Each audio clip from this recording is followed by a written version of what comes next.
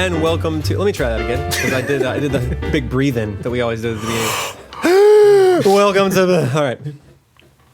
Hi, and I popped my mouth. Hi, and welcome to Classical Stuff You Should Know. This is a podcast about classical stuff by dudes who know some classical stuff. Yep. That work at a classical school and want to bring that to you. Oh, yeah. Listener. So I have bad intros is what you're saying. No, I'm saying all of our intros are bad because, and I'm going to intro yours, Graham, in a second, and it's going to go really poorly. I mean, in a week. In a week, because we only record these magic. weekly. Sorry. Mine has been going great. Nailed it. It's better than last week's. It's better than the... It is. Hello. And Disagree. It is better. Wow, sorry. Anyway, my name is AJ Hannenberg. I teach 9th grade English, senior English, and senior thesis at Veritas Academy. I am joined by Thomas Magby. Howdy. Who does studenty things with the students. Yep. And Graham Donaldson.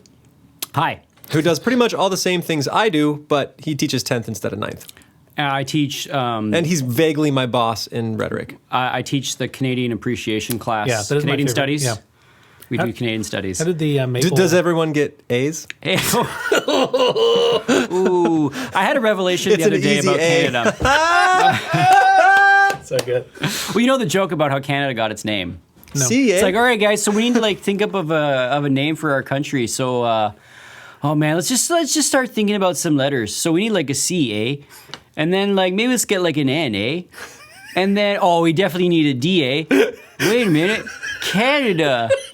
That's perfect. That's good. Anyway, that's part of your history. Bad joke. Cool. Hey, yeah. Great So job. we are a podcast that talks about classical stuff. We're trying to bring the classical world to you, make it accessible to the layman, and just introduce the Western canon, the story of who we are and where we came from to everybody. Today, Thomas Magby will be leading us through a book about not being able to read good. I think it was illiteracy, right? The blessings of illiteracy. This is so good. Yeah. Sorry. No, I was just going to say. Fine. You go. Hey. You go. So I was going to dedicate this podcast to a student of mine, Brady, who consistently says, I'm illiterate in class. It's great. That's awesome. I was commenting before this podcast about how unhelpful my answers to, hey, what are you going to talk about are. So sorry about that. A few weeks ago, my answer was, I'm going to talk about adequatio, to which they looked at me and said gesundheit. Yep, and it's a magic spell apparently. So yeah, today I'm going to be talking about a book called The Life of the Mind, and I'm going to be focused on chapter 5 on the Constellations of Illiteracy Revisited, which is a great title. Revisited? So he was illiterate, became literate. Oh, there's a story behind that name, and you'll get that story. Okay, Mr. AJ Hannenberg. So AJ, when you were doing your intro, you talked about how this podcast is about making the classics accessible. I thought that was a really good point, and is almost entirely what this episode is going to be about. And so this is, I don't even know why I do quiz show all the time with you all, but there are two ways that I'm thinking of that we can access the classics. Can you all think of what these ways are? Read them, listen to them. You sound like a robot. Yeah. So I think so. Taste them. Yep. I just like to pick up the Odyssey and chow down. Did I just win 2 points? No, you won 1 because you're just read them directly. Mm-hmm. Absorb them via culture? my boss Troy Shuknik likes to make fun of me because when I started here a year and a half ago, I had picked up a copy of Susan Weisbauer's The Well-Educated Mind, I think is the one. Well-Trained Mind? No, Well-Educated Mind. Oh, the second one. Well-Trained is for students, Well-Educated is for you as a person. And so Well-Educated goes through these different lists of books to read in these different traditions. And so there's one on the tradition of stories about epic journeys. And so the first one on that is Don Quixote. I'm still working on Don Quixote a year and a half later. So anyway, one way to access a classic is to read it itself. And that one's about a donkey, right? It's about a donkey named Hote. Yeah. And there's a noble steed. And his pal Shrek. Rocinante, isn't it? Yep, and it's all about how they have emotions like onions. And nailed it. Can we stop now? Nope, never. We'll never stop. Okay, so one way is just to read them directly, but what is another way that we can access classics? Blooming onions. If you live in a culture that is steeped in it, you absorb it just through the cultural liturgies of your life. Oh, that's good. My much more basic answer was just kind of we access them through someone else telling us about them. But that's what you're saying. Too. So listen. Yeah, there it is. So I won 2 points. No, Graham gets 100 points. No, AJ gets that 1 was my point. point. So, Read Graham, and read and congratulations. listen. You're in first place with 100 points. AJ, you have 1. You'll get there. Do we play the Canadian national anthem when I win, like yep. in the Olympics? Yep, naturally. Yep, that's... We're above you. Up to the north. It's really cold up here, and we've got some moose. Yep, Canadian national anthem. Wear America's hat. You're very proud Can we of that. move on? Nope, we never will. So 2 ways, either reading them directly or you hear about them from someone else, or you have a guide. I like the idea of it being culture as that guide, that's so steeped in it that you just kind of learn that as you grow up. But someone who has been helpful in introducing me to the classics or classical ideas is a guy named James Shaw. I've referenced him a few times on this podcast, but in case, I think I talked about him for the E.F. Schumacher Guide for the Perplexed book. He wrote, I think Shaw wrote an intro for that book. Anyway, James Shaw, he's a Catholic priest. He taught political philosophy at Georgetown University until a couple years ago.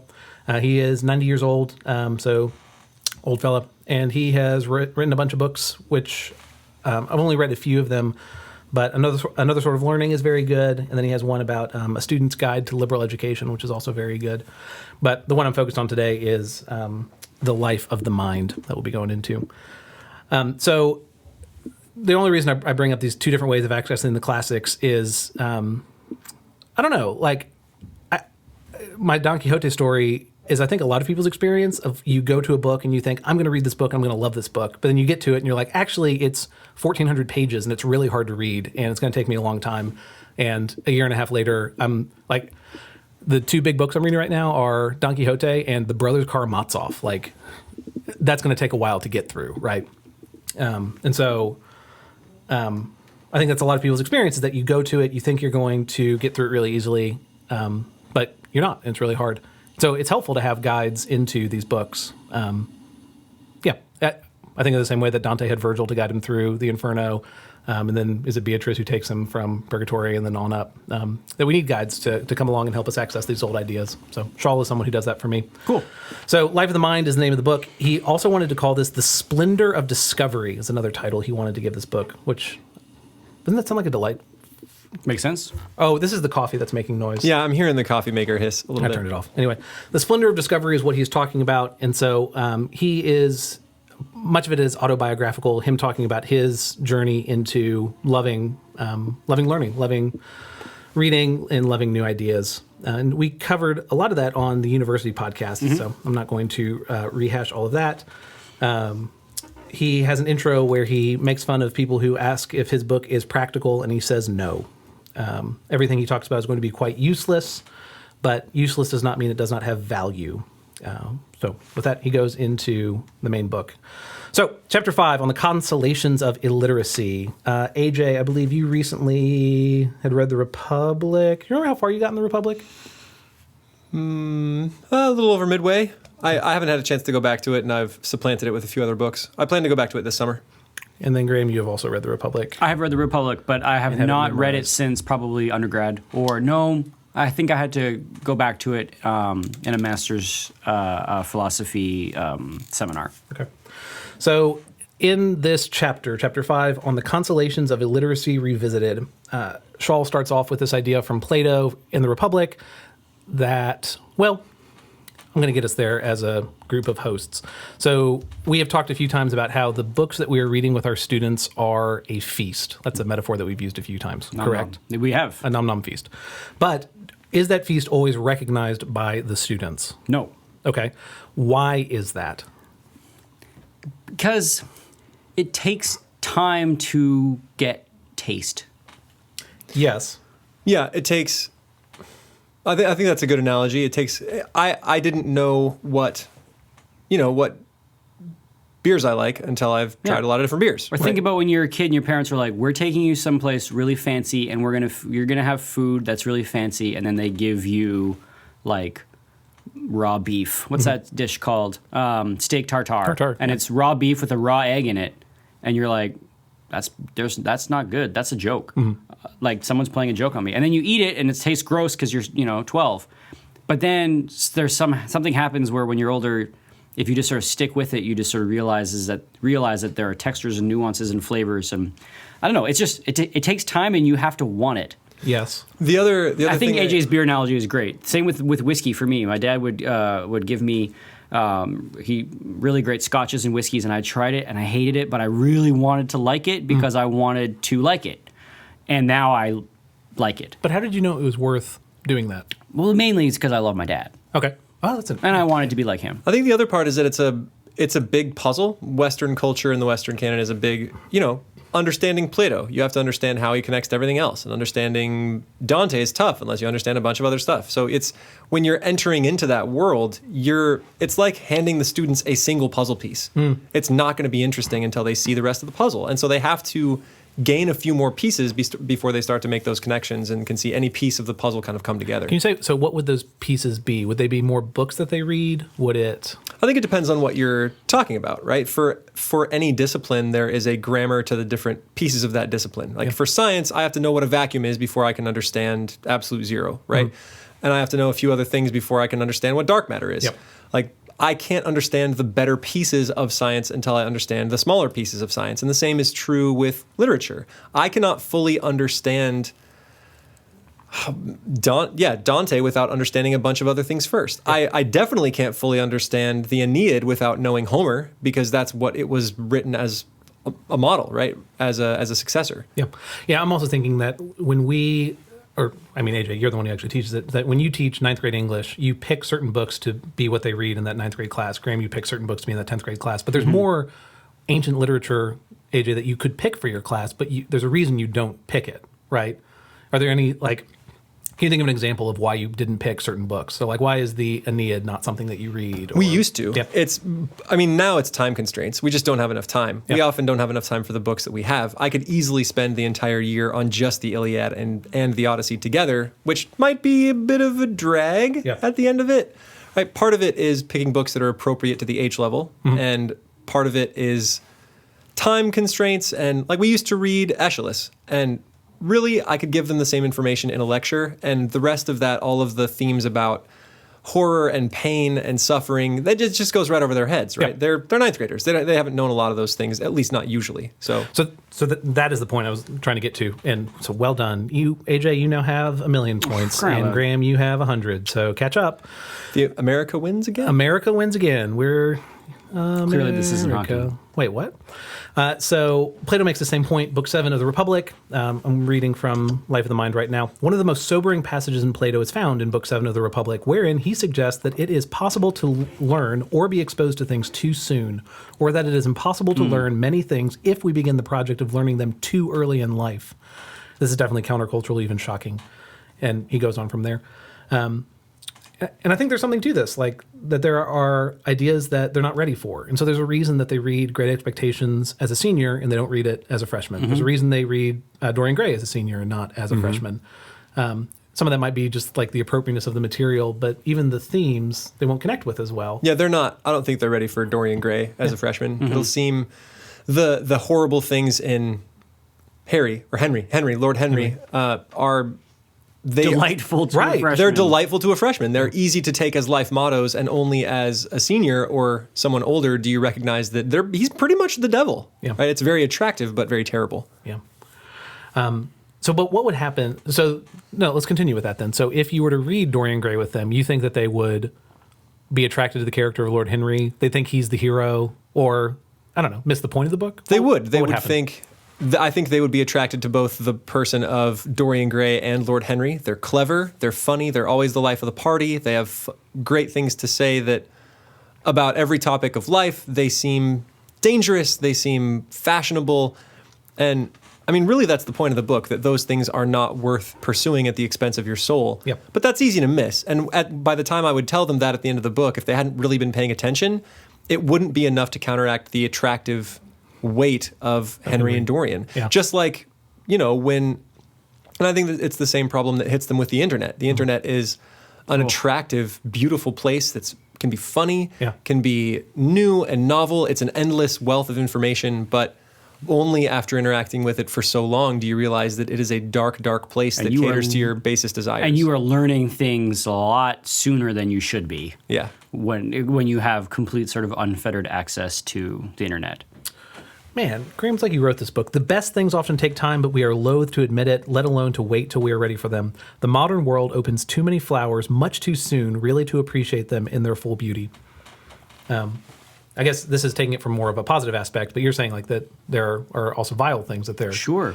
Yeah. I mean, you could talk about human sex. You can talk about sex, right. sexuality, and how many kids are, the staggering numbers of kids who are looking at pornography at early ages. Yeah. Like that is not a benign thing. That is if it is happening to generations, it is shaping understandings of everything. Yeah. And what fascinates me is even in the classical world. Oh man, just doing this off the top of my head.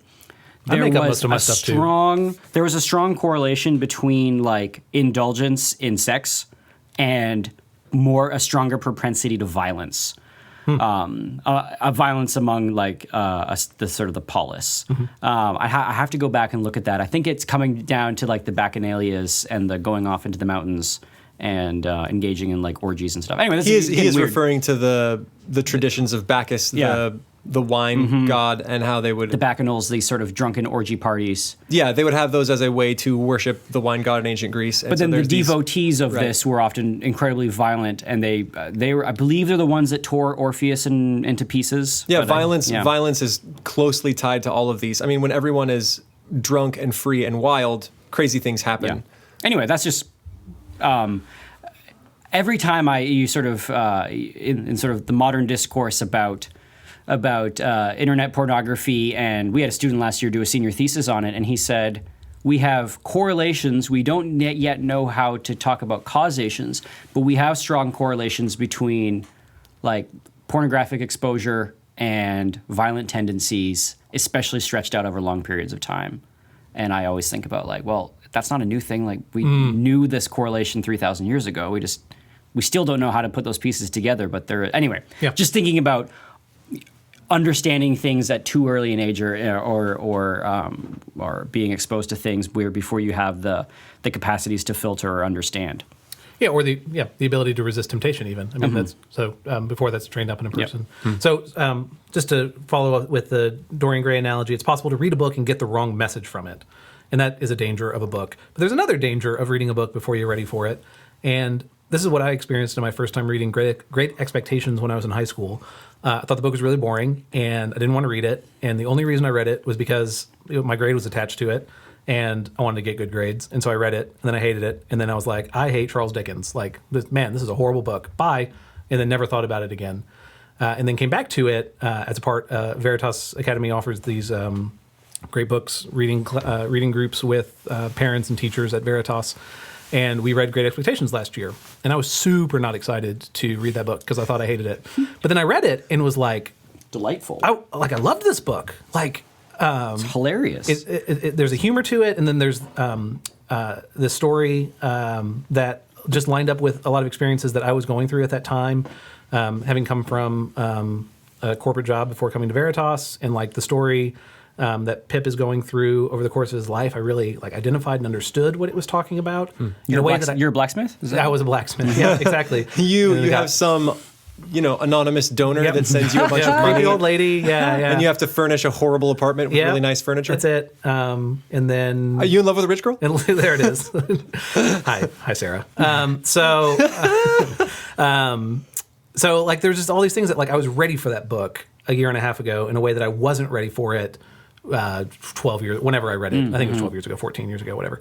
And so what is the other danger of being exposed to a book too early? You might be taught to hate it. You might be taught to despise either that book specifically or learning broadly if you're exposed too early to an idea.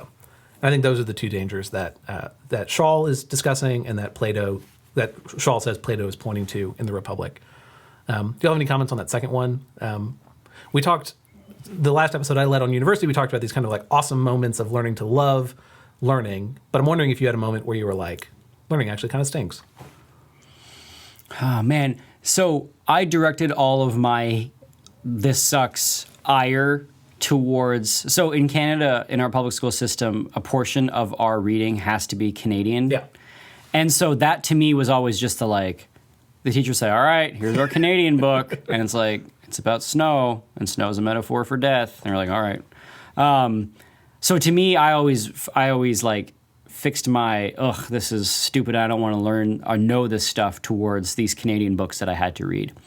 And I've gone back and I've reread some of them, and I reread them and I disliked them, but not because for the reason of being like a 17-year-old, but just for other reasons, just not liking the book or whatever. But there's other ones that I've read and I was like, oh, this is actually really nice. So, I don't know. I think I've always, this may be wishful thinking as I look back, but I think I've always had a little bit of I must not get what is so good. Instead of saying there's something wrong with this book, I think I've always said, there's just something I'm not getting. Man. I must not be getting something, and I want to. And as I got older, like I wanted to get something, and I think I talked about a couple podcasts ago where being in a philosophy class where everyone was using the language, and the only reason I wanted to learn that language was to be in the group.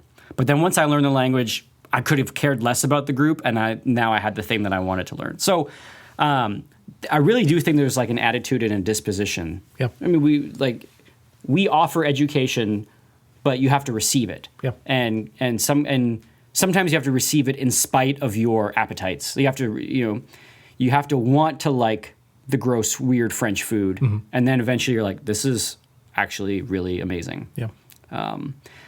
Which brings me to a thought. So I remember reading an article, or maybe it was a book, and they were talking about like these French children, and there were these like 7-year-old. There's this American who was living in France. She was at, I think, her friend's house, and they have little French kids, and the French children were very calmly and enjoyably eating like really stinky cheese. And we're just talking, I want the stinky cheese. I want the brie, or whatever. Yeah. And the American mom was thinking like, I can't even get my child to eat like plain macaroni. How is this child like craving brie cheese? And she just sort of chalked it up to the fact that like, it's just genetically French. But then it was really bugging her. So she looked into it and she realized that at the schools, or it's called maternelle, which is like French daycare. It's before you even hit grade school, all these kids are going to daycare generally. And at this daycare, they gave lunch, and you were not allowed to snack. You were not allowed for your parents to bring extra food in there. That you had to eat what was given to you, or you didn't eat. And they have just said, this is where we're going to teach French children to love French things. And they just gave them French food, and it was like, here's brie cheese, and if you don't like it, like, buckle up for sadness, because you're just only going to have brie cheese. And then eventually the kids, like it. And I think this author said that she had these French children over to her house, and she had, like, Kraft singles in her fridge and fed it to them, and the kids were like, this is not cheese, right? Like, this is, I don't know what this is, but this isn't cheese. Why is this plastic on my plate? Yeah, exactly. So there's something about, like, not being able to offer them other things, so that they're forced to love cheese, good French cheese. But then you get into problems of like, how far is a school? How far do we do? We can't not keep our kids exposed from stuff. But what do you think the alternative is? That what I think I hear you saying is that we're a boarding school and we like no. Oh no. Like the trick is to force feed it to them until they like it. Well, in a sense, this is too strong of a word, but you want to starve them from something else so that they are hungry when they get to the book. Yeah. Isn't that what you're saying? And you can't, because they're coming in and what is the thing? All they want is to like be done with this class, so they can go home and play Fortnite or play something else that is sort of an enjoyable sensory experience. Whereas, or if they have any taste, Dark Souls. Yeah, good. Whereas, so I don't know. You can't just like shame them and say you guys are barbarians. You should like what's put in front of you. You have to make them enjoy it by showing them things that they can. You need to give them entry points that they can get through. That's interesting. So weirdly enough, when we were doing Beowulf recently in class, one of the ways that it found purchase in my ninth graders is they were like, this is just like Skyrim. And they had just learned about the Romans, and they're like, the Empire in Skyrim is like the Roman Empire, and the Jarls are like Hrothgar, and they were like making all these big connections. They're like, I thought they had totally made up everything in Skyrim. They're just thieves. And they were going through this moment of cultural connection between what they had known, Skyrim, great game by the way, and the things that they had been reading. And so that's an entry point for them, right? Connecting them to modern culture. And I think there's something to be said for, one, asking students to suspend their ire, right? They come into my class not wanting to do things we ask them to do or read big books. Right? It just takes a lot of time. It's hard. And that's not something that comes naturally. And you have to ask them for their forbearance. Say, hey, please don't just hate these out of the gate. Give them a chance and know that the first 2/3 are not going to be that enjoyable. The payoff comes at the end. Many of them are not willing to do that. But if you ask, and sometimes they'll say yes, sometimes you can teach them to love it. And the other thing is to make sure that you're connecting things that are appropriate for their age, right? Some of the deeper things going on in the Iliad won't connect with them. They've never had to go to war, right? They've never been in a situation where they have to risk their lives and see no reward for it. That's just not going to hit right. Or wonder what their situation is at home with a wife and child. They don't know that yet. But hopefully when they do, they can think back and identify with Odysseus. It'll give them an entry point rather than trying to give them everything. Like in your fancy French place, right? They're not giving them $400 French cuisine. They're giving them the basics, right? Brie cheese. Brie is ubiquitous. It's everywhere. But it's an entry point into greater things. Are those the entry points you're talking about? Yeah, and I think when they make that connection, oh my goodness, this is just like Skyrim. The teacher, so AJ is now in a very, I don't know, precarious is the wrong word, but he's at a very important inflection point because how the teacher takes that moment is going to either slam the gate shut and they're not going to go inside, or it's going to usher them through. If you say Skyrim's a stupid game for babies, we're talking about literature, then they're going to be like, well, okay, this is stupid. But you can't just be like, yes, Skyrim and Beowulf are on the equal planes of enjoyment, and because it's not, because because Skyrim is way more fun. No, wait, no, wrong takeaway. No. So delete this you part. have this moment where you say, okay, good. They've got a connection. There's like a little hole in the armor, but now we need to drive it home so that they have the thrill of killing the book. I don't know. I've lost my metaphor. Well, the thrill of learning. So the reason it's called The Life of the Mind, again, he wanted to call it the joy of discovery. Like there's a joy in learning that is unique to learning as opposed to other things. Entertainment is a lesser form of enjoyment than learning is a piece of Shull's argument. I think it flips a dongle you already have rather than giving you a new one. Yeah. What? I mean, so entertainment can only reach those parts of you that are already established, right? Those things you already know. Sure. Yes. Right? Learning gives you a new, I want to say like a new sensation button. Yeah. Like Skyrim only connected with my students in a certain way up until they've read Beowulf and they know about the Roman Empire. And now when they go and replay Skyrim, they can think, oh, it connects with them in new ways, right? There are new entry points. It makes them a more complex individual. Like it's the difference between having an apartment with one door and having a mansion with multiple doors, right? Things that they enjoy can now come in through those multiple doors and windows, and there are many more rooms for enjoyment rather than a single entry point that they're just happy because they get to kill stuff and see skellies, right? So part of it is that it's good that they're connecting with it, and so it's not just an old book that they have to read. I don't know. I feel Graham's tension of you don't want to affirm it too much. Yeah. Now sort of assessing success is kind of an interesting thing because I think of Paradise Lost. So we have sort of an epic 2-part Paradise Lost test that they have to do, and it really is testing do they understand that complex iambic pentameter, and can they sort of pull out ideas from complicated texts, and can they answer sort of theological questions that we've talked about in class. And that's a great assessment.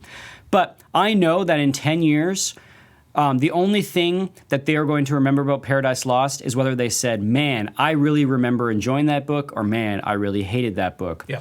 And the only way, so I feel like I have successfully taught that book if I get the feeling that when the student leaves, they say, I really enjoyed that book. And if you say why, they could, even if they say, I don't really know why, they usually say it's the way Donaldson taught it, which is very flattering, but it's not true. It's that I just sort of showed them things that were in the book that they need to be able to get to by themselves, but they can't yet because it's sort of a hard thing to do by themselves. But if I know that they can leave feeling like there's so much there, I really enjoyed that, I can't even put into words like why I enjoyed that. They probably will even forget that they wrote a test. But if they look back and they remember that feeling, because you remember feelings way more than you remember facts. You remember how a teacher made you feel about a topic. Yeah. Then I feel like the soil is a little more ripe for when they're older and out of our responsibility, and they're in college or even post-college, when they say, I actually want to learn things. On their own. That right. when they get to the point where they're like, I actually want to learn stuff, they'll say, when did I enjoy learning something? Oh, when I read Paradise Lost, I remember feeling like there's a whole giant world of books that I don't understand that for a moment I felt like I could enjoy it. And then they'll go do that. Because if they don't do that, then they're just going to go to the low-hanging fruit and they're going to say, like, Skyrim's got a great story, which is true, but it's an inferior story to any classic, right? Yeah. And also, archery's super busted in that game. Okay, yeah. Hey, so actually, Graham, this chapter is written as kind of an opposition to the point you just made. So what you just said is awesome for those who have great teachers like A.J. Hannenberg and Graham Donaldson for 9th and 10th grade English, and Catherine Ball for 11th grade English, and then all three of them for senior English. So you all will hopefully instill that in the students that go through Veritas, but not everyone has awesome teachers like y'all. And that is the Constellation of Illiteracy, which we'll get to in a second. Just a quote while we're on, just to kind of wrap up the great books being exposed to ideas too early part of this. James Shaw says, today, we sometimes seem to think that the great books can be learned in college or in high school or in grammar school or even in preschool. After all, most of them are already online. Most of them, the books, are already online. I've seen a rather impressive great books program developed for homeschooling at the high school level, at which period in our lives we need to read much literature and poetry, play games, learn music, memorize, and yes, speak. But there is a sense in which we may not be ready for the great book's deepest teachings at such a young age. He's talking about high school there. He says elsewhere, I don't remember where Plato says that people are not wise, are not capable of being wise until at least 50, which I thought was really funny. But there's a sense in which someone in high school might be unprepared for certain books. And that's why we separate 9th, 10th, 11th, 12th. But even I, as a senior, was not ready for a book that was taught as a senior book. And so hopefully they'll do what Graham said and come back to that book later. I have this experience every time I teach Romeo and Juliet, because the kids feel like they all have currency with Romeo and Juliet. I too am in love. My parents just don't understand. To me, that is a feeling that is so far gone in the past. Like that sort of just the problem of Romeo and Juliet is not what I feel. But every time I teach it, I am always struck with Father Lawrence and the position that he is in, where he is with these sort of emotional kids and he's trying to figure out how to guide them in a way without disaster, and it ends up being a disaster. It goes really poorly, right? And I try to communicate to the students. I say like, oh man, I find this speech of Father Lawrence incredibly convicting as a teacher. And I say it, and the kids are like, some kids are like, oh, it's interesting. Some kids are like, whatever. Like, I'm in love. Yeah. And then, But isn't that a great You don't get me either. but isn't that a great thing about these books? That like each of us can get something different from it, and it's all from the same book, and it's all based on the book. I don't know. That kind of makes Romeo and Juliet a better book. Yeah. So then there are those tiny little moments where we're all students. Yeah. And that's and I try to, like, when that moment is happening, make it explicit so that the students feel like they're not just like being taught down to. Well, you're learning alongside them. Yeah. And all of us are. And that's hard to do because learning is a vulnerable thing. Yes. And no one wants to be like vulnerable in front of 15-year-olds. Right. They're vicious. But we kind of have to be. Yeah. If we're going to model that for the students. Yeah. Okay, so we're all talking about if teachers are great, but not all teachers are great. And so Shaw tells this story about going to a used bookstore and finding this old Saturday Review Reader. And he bought it for 35 cents, and it had this essay in it by Phyllis McGinley. And that essay is called The Constellations of Illiteracy. The name of this chapter is On the Constellations of Illiteracy Revisited, because he's thinking about this story. Essay. Quoting Shaw, it was a charming essay that began with these somewhat shocking words: "There is something to be said for a bad education." And she goes on from there. She was essentially educated in like the one-room schoolhouse, which whatever we joke about, that it's like all grades being taught in one building. It's one teacher teaching all of those, a not particularly well-read teacher. And so as a part of this, Phyllis McGinley never read many. She didn't read many great books as a part of her formal education. She went off to college. She tested out of the English credit somehow, and so literally never had to read a good book in college.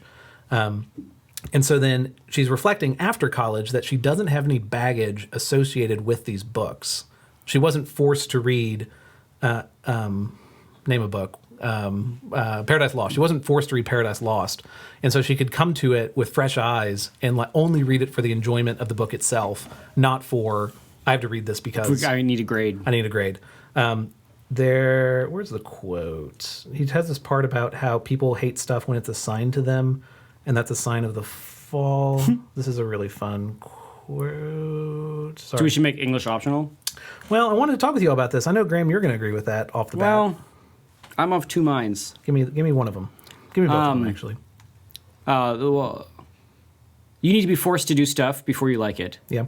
Or the Chesterton quote, one of the great truths of sort of fairy tales is you wear a mask. If you wear a beautiful mask, your face will eventually grow into it.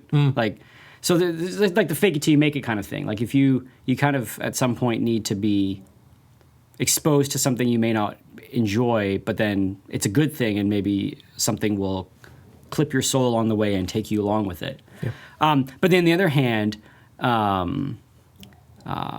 we are offering an education, we need you to receive it, we need the student to receive it, and if students are not receptive, if you're in a class where there is a critical mass of arm folding, eye rolling, I'm here to fight, learning tooth and nail, then you're offering your pearls to the swine, right? Like no learning was done that day. Yeah.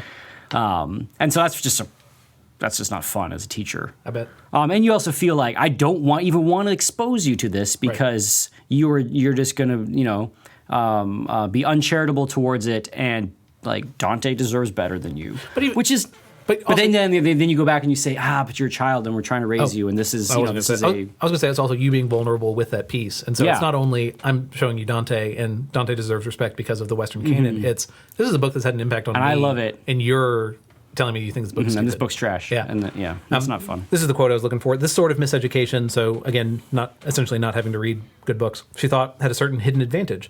Students often do not read or want to read. Such is the perversity of our nature, because they are required to read, because they are assigned to read. I do not know whether this reaction is one of the effects of the fall, but it is often the case. Almost none of the she essentially had no baggage reading the books. But once she discovered such books, she read them excitedly because she wanted to, because she found them delightful. But that's not the case for everybody. I didn't read the classics because somehow I dodged all of them.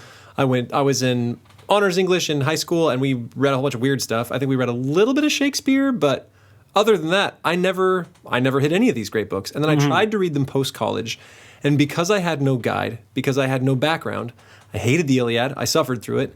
I picked up Paradise Lost and got a chapter in it and was like, what is this gobbledygook? I couldn't make heads or tails of it. Yeah. I mean, there is an element of this that says these were paths I could not enter because I didn't even know where to find the gate. Yep. There was no guide. There was no gatekeeper. It'd be like going to Yellowstone and then disregarding the entire trail map and then just going wherever you wanted, just taking a direction. And it's not a perfect analogy because in Yellowstone you're going to end up somewhere beautiful, but you might never see El Cap. Right, you might miss. You'll miss something. You'll miss all the good things. Yep.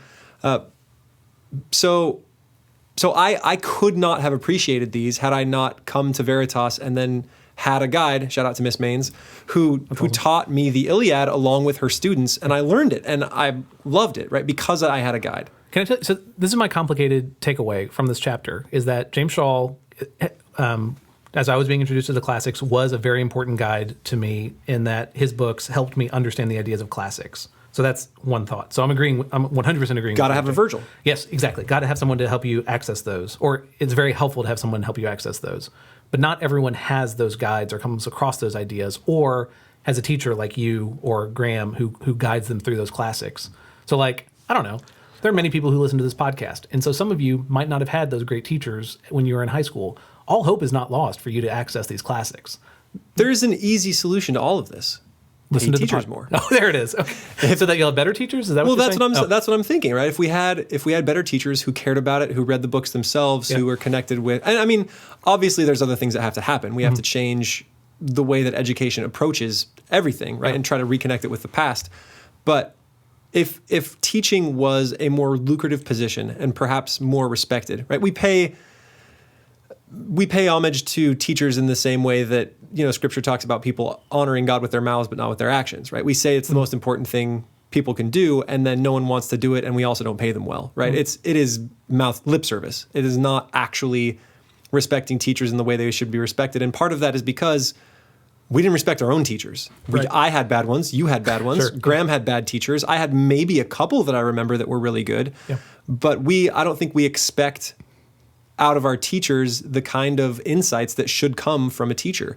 And because we don't expect that, we don't pay them well. And then because we don't pay it well, we get low quality teachers. And it's an epidemic, just in this nation. Yeah, I just don't, even if you paid teachers more, I just don't think a public school would teach English the same way that we do at Veritas. Well, that's what I'm saying. It's not a simple solution, right? Sure. We have to get people that care and love these things. And one way to do that is either to pay them more. Another one is to change the face of education. Yeah, I don't know. I also think that you want people motivated by the teaching, not by the So money. paying them more is kind of a double-edged sword in that sense. Right. But you want to reward people. It's complicated because you want to reward people who love the books, but you don't want people to be there for the money. Is that anyway? And there are other subjects other than English. I should clarify. So then provide housing for the teachers. Hey, this is a great and then idea. they can live on school, and you can really get the ones that want to. Anyways, Well, maybe the trick is to catch flies with both honey and ointment. I don't know what else catches flies. What's the Well, metaphor? my point is that Honey is the money. we can catch them with money, and then you've got the fly, so you can teach them to love the stuff, or you can catch them with the love and then reward them when they arrive. and right? you catch honeys by being fly. What just happened? Thank you for listening to Classical This is going to be our Stuff. last episode of classical stuff. I'm so sorry, everyone. No, yeah. this spawned another thought, and that was the idea of sort of the master-apprentice relationship of education. Oh. And So, for example, I'm the master. Graham is Graham's the apprentice. What am I? but the Cast idea out that is- that as the apprentice, there's the possibility of the master rejecting you and you not being allowed to be there anymore. Yeah. Like, so think of, Yoda and Luke. Like, he's too old to complete the training, or you think of any kung fu movie where like the young kung fu guys climbing to the top of the mountain and the old guys at the top like sitting cross-legged and Chucking rocks at him. refuses him to train him. If the It even student- mentions it in old painting manuals that you have to, with an apprentice, say you have to adopt a tone with him, whichever tone is better, either a nurturing one or one that censures. And basically make fun of him and mess with him until he demonstrates that he has the mettle to make it through your program. So yeah, in many ways, so this kind of counteracts the student that doesn't want to be there. Now, the trouble is, what we would probably, if we did that kind of model, what we would probably get are masters of English, but what we wouldn't get is like an educated populace. yes, a ubiquity or like sort of a homogeny of educated people. We wouldn't have everybody going through the educated. It'd be a new aristocracy. It would be Which is what Graham wants. So. No, it would just be a different kind of. It'd be a different kind of thing. I think you can blend the two things together in that 12 years of high school is a random number, or 12 years of school is sort of this random number. Lots of ire gets thrown at schools that begin to separate students into different sort of tracks earlier. But there is kind of a wisdom to that where you say, like, at 12, 13, if the student really doesn't want to do higher level academics the way that it's being done in our English class, well, then there's different tracks. What we've done instead is we said, no, everybody's going to get 12 years of education, and then the style of teaching has changed. Between high school and university? So then, if you wanted to be crass about it, you could say that like we sort of watered it down so everybody. So we've created a system where everybody has to stay in it, and so the students that really don't want to be there, we've given them different kinds of carrot and sticks incentives to stay in, grades, college acceptance, SAT tests. Why do we have to do this? Because you're getting a test. Well, why? Because you need a grade. Well, why? So you can get into college. Well, why? So you can get a job. And then they're like, all right, so the only reason I can do this is I can get a job. If I can figure out a way to make money, I don't have to be here. Right? That's the logic that they go through. And I don't blame them for having that logic. I think that makes tons of sense. And lots of kids. Are you saying it makes sense because we require them to be there for 12 years? I'm saying it makes sense because at some level, as they're getting older and becoming more like adults, they feel like they're in a position where they can make decisions for themselves. And they can. But they're not allowed to. And so that's frustrating. Yes. And it is frustrating. I'd be frustrated. And on top I was of that, frustrated. we are enticing them with things that they can find elsewhere easier. That's right. Where our enticement is a good job, and if they can go and make, I don't know, $80,000 a year as a welder, and you can, because welding is a great profession. Go do that. Why in the world would they study the Iliad? Or kid says, I can learn how to code online for free, and if I can do it and I can make an iPhone app, hey, guess what? I just made $20,000, which is not unreasonable for apps. Right. To my knowledge, we don't have students at our school that are doing that, but I know the story of lots of developers here in Austin who that was their story in high school and college. Was they were in college, they didn't go to classes because they were making like $50K making iPhone apps in 2012 or whatever, like just the heyday of app making. So if the only enticement of education is job, then if you can find a job, why not abandon education and do something else? I think we're in our 30s, except for Thomas. Except for me, sorry. But I think even in our lifetime, by the time we're at 50s, 60s, and retiring, we will have seen a massive tectonic plate shift in education, in public, and just sort of this. I don't want to call it popular education, but in not a specialized education of what we're doing at Veritas with a really sort of separate pedagogy, but in the type of education that is, I guess for lack of public school education, is going to have to go through a real identity crisis because of the fact that it was designed to create workers in a world that is needing different kinds of workers now. Yep. Information age, technology. You don't need, I don't think kids need to, they don't need to be 12 years of school the way that we do it and then 4 years of college. For some of the kinds of jobs that can lead to a middle-class life out there. Vocation's not the only thing we train them on.